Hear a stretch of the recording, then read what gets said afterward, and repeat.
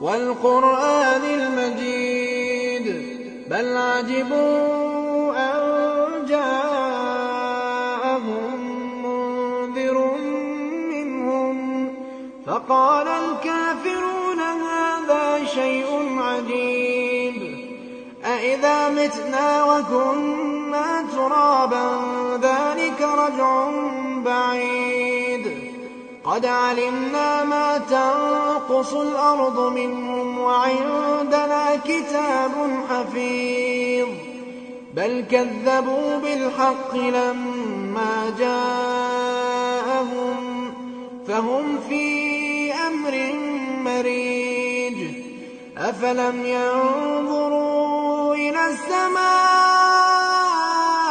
فوقهم كيف بنيناها وزيناها وما لها من فروج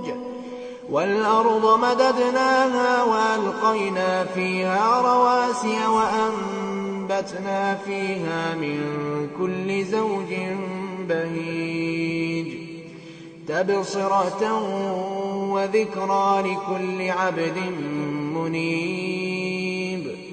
ونزلنا من السماء ماء مباركا فأنبتنا به جنات وحب الحصيد والنخل باسقات لها طلع نضيد رزقا للعباد وأحيينا به بلدة ميتا كذلك الخروج كذبت قبلهم قوم نوح وأصحاب الرس وثمود وعاد وفرعون وإخوان لوط وأصحاب الأيكة وقوم تبع كل كذب الرسل فحق وعيد أفعينا بالخلق الأول بل هم في لبس من خلق جديد ولقد خلقنا الإنسان ونعلم ما توسوس به نفسه ونحن أقرب إليه من حبل الوريد إذ يتلقى المتلقيان عن اليمين وعن الشمال قعيد ما يلفظ من قول إلا لديه رقيب عتيد وجاءت سكرة الموت بالحق ذلك ما كنت منه تحيد ونفخ في الصور ذلك يوم الوعيد وجاءت كل نفس معها سائق وشهيد لقد كنت في غفلة من هذا فكشفنا عنك غطاءك فبصرك اليوم حديد وقال قرينه هذا ما لدي عتيد ألقيا في جهنم كل كفار عنيد مناع للخير معتد مريب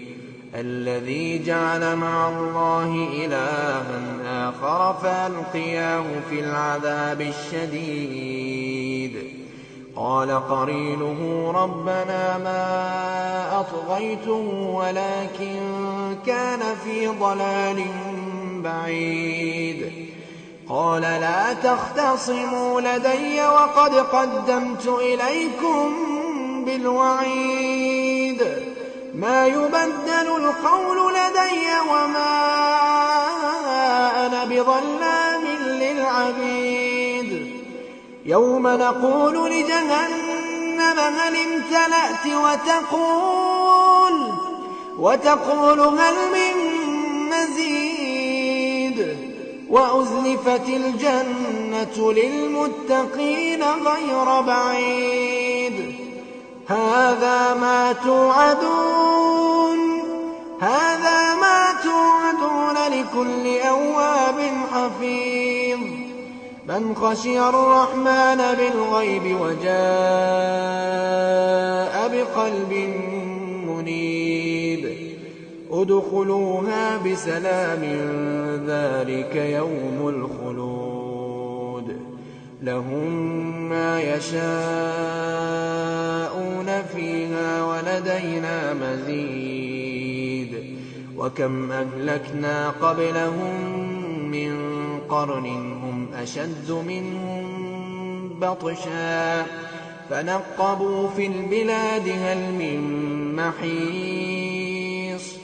إن في ذلك لذكرى لمن كان له قلب أو ألقى السمع وهو شهيد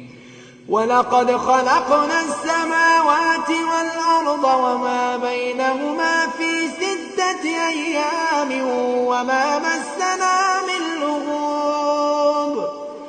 فاصبر على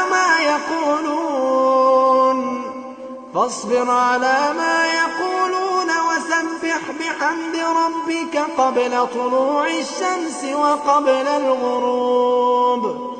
ومن الليل فسبحه وأدبار السجود واستمع يوم ينادي المناد من مكان قريب يوم يسمعون الصيحة بالحق ذلك يوم الخروج إنا نحن نحيي ونميت وإلينا المصير يوم تشقق الأرض عنهم سراعا ذلك حشر علينا يسير نحن أعلم بما يقولون